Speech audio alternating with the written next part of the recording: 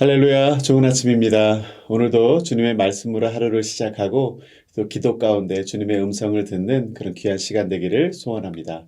이 시간 다 함께 찬송가 함께 부르시면서 가정에서 함께하는 새벽 예배를 시작하겠습니다.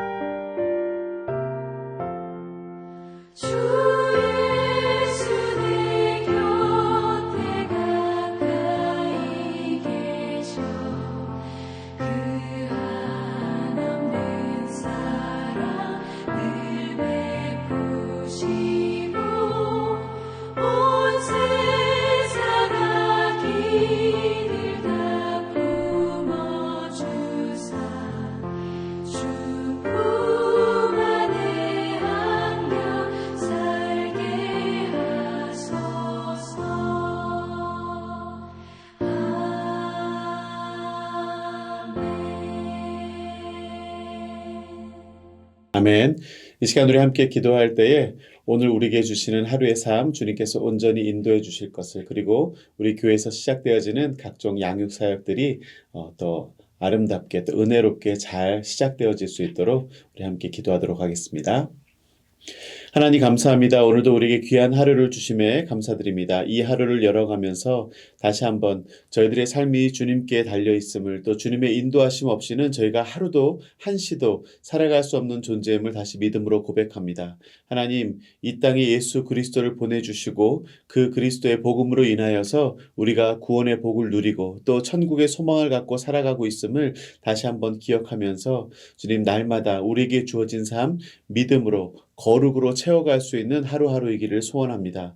하나님, 특별히 우리 교회에 많은 양육사역이 있는데 하나님 또 큐티 세미나 주님께서 기억하여 주셔서 많은 성도들 날마다 주님의 말씀을 묵상하며 말씀 앞에 우리의 삶을 돌아볼 수 있는 은혜를 허락하여 주시옵시고, 또한 그 말씀의 능력을 덧입어 살아갈 수 있는 우리 모든 성도들의 삶 되게 하여 주시옵소서. 오늘도 주님의 말씀을 통해 주님께서 원하시는 것이 무엇인지, 또 주님의 뜻이 무엇인지를 분별하며 나아가길 원합니다. 하나님, 말씀을 통해 깨우쳐 주시고 또 그 말씀을 순종할 수 있는 능력도 허락하여 주시옵소서. 감사하며 예수님 이름으로 기도했습니다. 아멘. 오늘 우리에게 주시는 말씀 함께 보도록 하겠습니다. 누가복음 2장 1절에서 14절의 말씀인데요. 저와 천천히 합독하도록 하겠습니다. 그때에 가이사 아구스도가 영을 내려 천하로 다 호적하라 하였으니 이 호적은 구레뇨가 수리아 총독이 되었을 때에 처음 한 것이라. 모든 사람이 호적하러 각각 고향으로 돌아가매 요셉도 다윗의 집 족속이므로 갈릴리 나사렛 동네에서 유대를 향하여 베들레헴이라 하는 다윗의 동네로 그 약혼한 마리아와 함께 호적하러 올라가니 마리아가 이미 잉태하였더라. 거기 있을 그때에 해산할 날이 차서 첫 아들을 낳아 강보로 싸서 구유에 뉘었으니 이는 여관에 있을 곳이 없음이러라. 그 지역에 목자들이 밤에 밖에서 자기 양떼를 지키더니 주의 사자가 곁에 서고 주의 영광이 그들을 두루 비추매 크게 무서워하는지라. 천사가 이르되 무서워하지 말라. 보라, 내가 온 백성에게 미칠 큰 기쁨의 좋은 소식을 너희에게 전하노라. 오늘 다윗의 동네에 너희를 위하여 구주가 나셨으니 곧 그리스도 주시니라. 너희가 가서 강보에 쌓여 구유에 뉘어 있는 아기를 보리니 이것이 너희에게 표적이니라 하더니 호련히 그 수많은 천군이 그 천사와 함께 하나님을 찬송하여 이르되 지극히 높은 곳에서는 하나님께 영광이요 땅에서는 하나님이 기뻐하신 사람들 중에 평화롭다 하니라. 아멘. 우리에게 주신 하나님의 말씀입니다. 우리가 성탄절이 지났는데 다시금 이 누가복음 말씀을 통해서 이 예수님의 오심을 묵상하게 됩니다. 성탄절만 묵상하는 것이 아니고 사실 우리의 살아가는 하루하루 매일매일 우리에게 오신 예수님을 묵상하고 사는 삶이 얼마나 귀한지 모르겠습니다. 오늘 예수님의 태어나심에 대한 이 본문을 살펴보면서 누가는 그 예수님의 탄생을 성경 속 이야기에서 이제 이 세계사의 무대로 역사의 무대로 장면을 전환시키고 있습니다. 이 로마 황제와 총독의 등장으로 예수님의 탄생이 역사적 사실임을 또 이렇게 드러내고 있는 것이죠. 우리가 이 본문을 보면서 한 가지 궁금증이 생깁니다. 우리가 유심히 지켜봐야 되는 것은 오늘 1절과 2절인데요. 다시 한번 제가 읽어드릴게요. 그때 가이사 아구스도가 영을 내려 천하로 다 호적하라 하였으니 이 호적은 구레뇨가 수리아 총독이 되었을 때에 처음 한 것이라. 왜 이 구절이 중요할까요? 이 예수님의 이 탄생 시기에 대한 문제가 좀 여기서 언급되고 있는데요. 여기에 이 성경학자들 간의 이견이 굉장히 많이 있기 때문입니다. 여러분, 예수님이 탄생한 연도는 몇 년일까요? 보통 우리가 BC, AD 이렇게 나누잖아요. BC 기원전과 서기로 나누는 기준이 우리가 잘 알고 있듯이 이 예수님의 탄생을 기준으로 하거든요. 그런데 이 BC와 AD의 구분은 사실은 6세기쯤에 그레고리 교황이 이 로마 제국의 설립을 원년으로 하는 그 연도법 대신에 이 서방 교회를 위한 교회력을 만들라고 지시하면서 생겨진 것입니다. 그러니까 당시에는 로마 제국력으로 753년이었는데 그때를 서기 1년, AD 1년으로 삼아서 공표를 한 것인데 후대의 성서학자들이 이 예수님의 그 행적과 또 역사적 고증에 의해서 로마 제국 753년 AD 1년이 아니라 사실은 749년, 그러니까 예수님이 기원전 BC 4년 정도, 기원전 4년에 예수님이 실제적으로 탄생했을 것이라고 주장을 했고 또 오늘날 많은 성경학자들도 사실 예수님이 기원전 4년쯤에 태어났을 것이다 라고 보는 것이 지배적인 견해입니다. 아쉽죠? 그런데 본문 그 2절에 구레뇨가 수리아 총독이 되었을 때 일어난 일이다 라고 지금 언급을 하는 게 문제라는 거예요.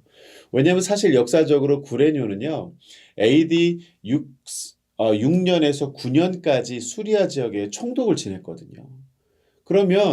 그리고 AD 그 21년쯤 사망을 했는데 중요한 것은 이 수리아 총독을 지냈던 구레뇨가 기원전이 아니라 서기 6년에서 9년쯤에 수리아 총독을 지냈다면 이게 어떻게 된 일입니까? 예수님은 성경학자들이 기원전 4년쯤에 태어났다고 보고 있는데 서기 6년에 인구조사를 하고 요셉과 마리아가 베들레헴에 가서 예수님을 출산했다면 예수님의 탄생 시기가 무려 한 10년 정도가 차이 난다는 것입니다. 그래서 이 본문을 가지고 많은 학자들이 이견이 많았습니다. 예수님은 도대체 그러면 언제 태어난 것이냐? 이 구레뇨가 수리아 총독이었던 서기 6년에 태어나셨냐? 아니면 우리 많은 성경학자들이 보는 기원전 4년쯤에 태어났느냐? 예수님의 탄생은 역사적 사실이 아닌 걸까요? 아니죠. 오늘 본문에 나오는 이 로마 황제 가이사 아구스도가 우리가 세계사에서 배운 옥타비아누스 황제인데요. 이 옥타비아누스 황제는 로마법을 갖고 로마의 달력을 갖고 있기 때문에 우리 오늘날 보는 이 달력으로 치자면 기원전 27년부터 서기 15년까지, 그러니까 사실 우리가 말하는 기원전과 서기의 시기를 다 통틀어서 걸쳐서 로마 제국을 통치한 왕이에요. 그리고 이 가이사 황제가 호정령을 내렸다, 다른 말로 인구조사 명령을 내렸다라고 나오는데, 사실 역사적 문헌에 지금까지 로마 제국에 이런 전체적인 인구조사는 없었다는 것입니다.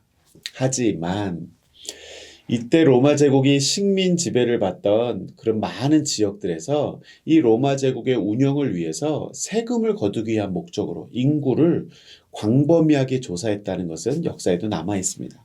그러니 역사학자들과 성경학자들이 볼 때는 지금 오늘 성경 본문에서 말하고 있는 인구조사는 아구스토가 명령을 내려라 할 때 황제의 명령을 내렸다기보다 황제의 통치령에 따라 많은 사람들이 그 인구 조사를 각 지역마다 실시했을 것이다 라고 이해를 하는 것입니다.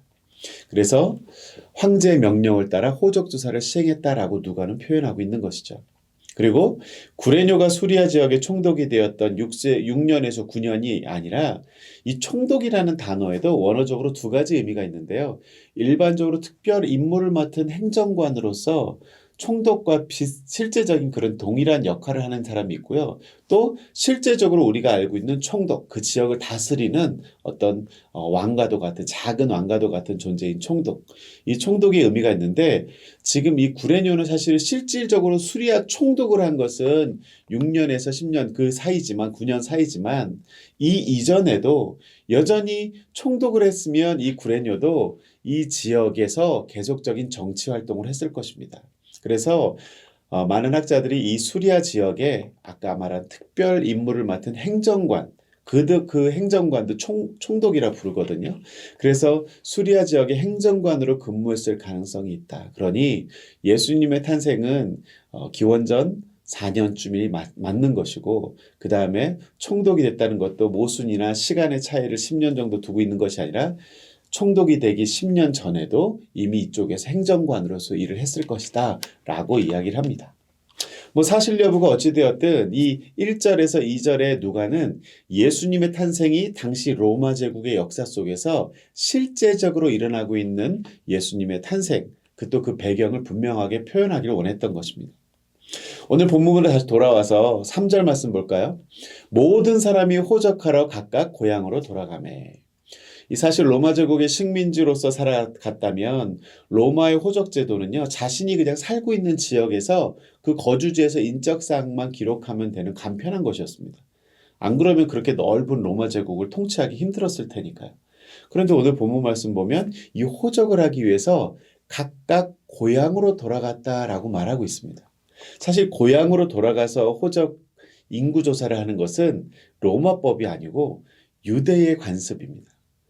당시 유대의 호적 제도를 따라서 아마 그 나사렛에서 베들레헴까지 지금 이 요셉이 움직이고 있는 것이죠. 비록 로마 제국의 지배를 받고 있지만 각각의 고향으로 돌아가는 번거로움을 감수하면서까지 우리의 민족적 자긍심과 또 자존심을 지키는 행위였다고도 볼 수 있겠습니다. 4절 5절 한번 볼까요? 요셉도 다윗의 집 족속이므로 갈릴리 나사렛 동네에서 유대를 향하여 베들레헴이라 하는 다윗의 동네로 또 그 약혼한 마리아와 함께 호적하러 올라가니. 요셉도 이 정혼한 마리아와 함께 갈릴리 나사렛에 살고 있었지만 무려 거리를 지금 오늘날 계산해 보니까 한 144km, 약 90마일이나 떨어져 있는 자신의 고향 베들레헴으로 가서 호적을 하러 올라갔다라고 표현합니다. 이 고향 베들레헴은 누구의 동네라고 오늘 말하고 있죠? 다윗의 동네. 다윗의 집, 다윗의 동네가 거듭 강조되고 있는 것은 예수님께서 육신으로는 이 다윗의 후손이라는 사실을 또 누가가 언급하고 있는 것입니다. 이러한 상황 중에서 요셉과 마리아에게 예수님께서 탄생하시는데요. 7절에 뭐라고 하죠? 첫 아들을 낳아 강보에 싸서 구유에 뉘었으니 이는 여관에 있을 곳이 없음이러라. 누가는 굉장히 예수님의 탄생의 이 부분에 대해서 간략하게 표현하고 있는데, 예수님께서 태어나셔서 강보에 쌓여 구유에 뉘었다. 머물 곳이 없어서 구유에 뉘었다라는 말로 간단하게 표현하고 있습니다. 이스라엘 민족에게 약속된 왕이 오셨는데 그 왕의 출생을 위해 방 한 칸 마련할 배려도 받지 못한 채 구유에 뉘어 있다는 이 사실.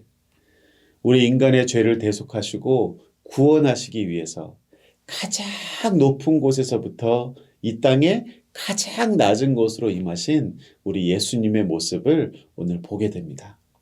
그리고 그러한 예수님이 이 땅에 오신 사건이 오늘 목자들에게 알려지면서 무슨 소식이라고 누가가 기록하고 있나요? 10절에 이렇게 말합니다. 천사가 이르되 무서워하지 말라. 보라, 내가 온 백성에게 미칠 큰 기쁨의 좋은 소식을 너희에게 전하노라. 오늘날 다윗의 동네에 너희를 위하여 구주가 나셨으니 곧 그리스도 주시니라. 예수님이 이 땅에 오신 것은 낮고 천한 구유의 누이심으로 시작되었지만 그 예수님의 성육신 사건이 온 백성, 온 인류에게 미칠 큰 기쁨의 소식이 되었다는 것. 이게 바로 복음의 핵심입니다. 사랑하는 성도 여러분, 우리는 예수님이 이 땅에 오신 사건, 그리고 우리를 위해 구원하시기 위해서 십자가에 못 박히시고 다시 부활한 사건을 복음이라고 말합니다.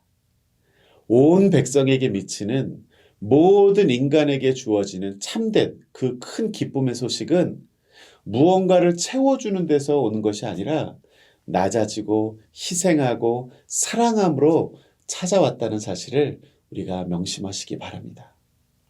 오늘 말씀 속에서 예수님께서 몸소 보여주신 진정한 기쁨의 소식, 오늘날을 살아가는 모든 하나님의 자녀들의 삶의 방식이자 또 우리가 추구해야 될 영적 가치임을 믿습니다.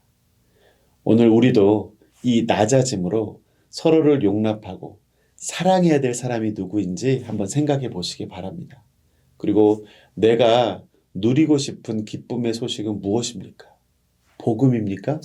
아니면 내 욕심을 채우는 것입니까? 예수님께서 우리에게 오셨는데 우리는 그 예수님을 얼마나 기쁨의 소식으로 여기고 살아가십니까? 오늘도 주님과 동행함으로 참된 기쁨, 참된 사랑, 참된 복음을 경험할 수 있는 저와 여러분이 될 수 있기를 주님의 이름으로 축원합니다. 우리 함께 기도하겠습니다.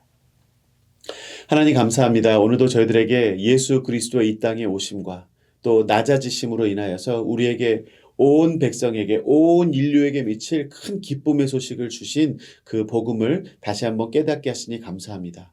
하나님, 우리가 이 땅을 살아가면서 우리의 욕심을 채우려 급급해하는 인생이 아니라 하나님께서 낮아지심으로 비우심으로 이 땅에 오셔서 온 인류를 구원하신 것처럼 우리도 주님의 자녀로서 이 땅을 살아가면서 무언가를 채우기 위해 급급한 인생이 아니라 낮아짐으로 내 자신을 비움으로 섬김으로 사랑함으로 이 온 주님께 주신 창조 세계를 풍성하게 또 기쁜 소식을 전할 수 있는 그 복음을 전할 수 있는 우리의 생활이 되게 하여 주시옵소서. 오늘도 주님과 동행하며 승리하는 하루가 될 수 있기를 간절히 소원하옵고 존귀하신 예수님의 이름으로 기도했습니다. 아멘.